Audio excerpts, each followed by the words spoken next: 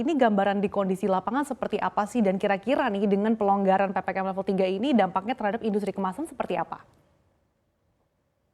Ya, terima kasih. Jadi melanjutkan apa yang tadi disampaikan Pak Fajar. Jadi kalau menurut saya kami di industri kemasan yang langsung berhubungan dengan pemakai kepada pemegang merek yang kita sebut brand owner itu berdasarkan job order. Jadi sebenarnya apakah PPKM ataupun tidak PPKM itu tidak akan punya pengaruh yang besar karena hubungan kami kan memang dari dulu berdasarkan pesanan dan sebagainya. Tapi seperti yang dikatakan, memang sekarang ini market bergejolak. Tapi di tahun 2021 ini terutama di kuartal 3 dan kuartal 4 itu menurut saya sih sudah ada suatu keseimbangan di mana menuju pada ke arah yang positif, yang menaik. Jadi artinya karena kita dengan gaya hidup dengan adanya pandemik ini memang terjadi perubahan. Sekarang ini aja. Sekarang kita melakukan ini bukannya secara fisik, kita ketemu secara fisik, tapi secara virtual. Begitu juga. Jadi dalam kita punya rantai pasok kita itu memang sudah banyak dilakukan sekarang dengan Internet of Things, jadi dengan e-commerce dan sebagainya. Jadi itu yang kita harus sikapi, ya.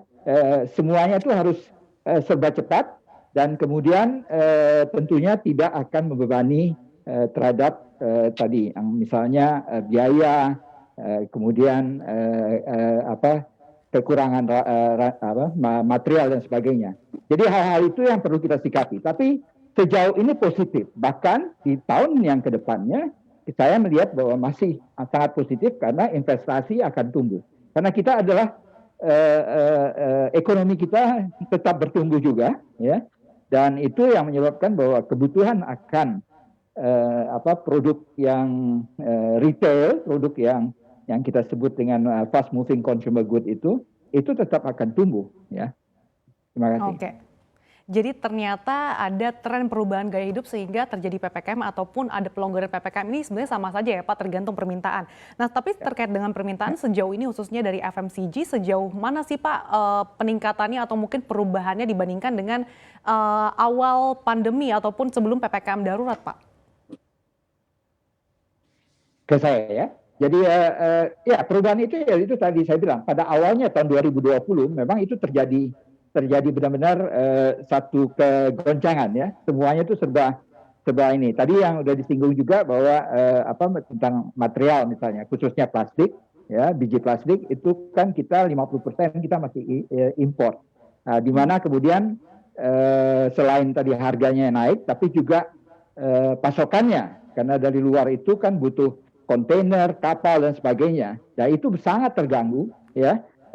Sering tidak bisa disuplai karena tidak ada kapal ya. Kemudian jadi sehingga semuanya serba harus menyesuaikan diri.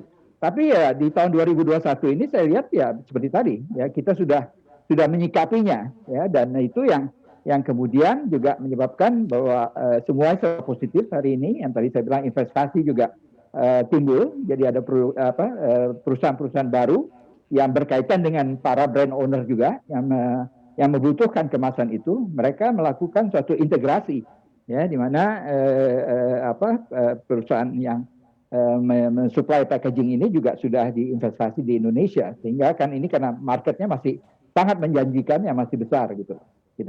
Untuk informasi lebih lengkap dan berita terkait, klik link di deskripsi. Jangan lupa untuk install aplikasi CNBC Indonesia di App Store dan Play Store. Jangan lupa untuk subscribe ya.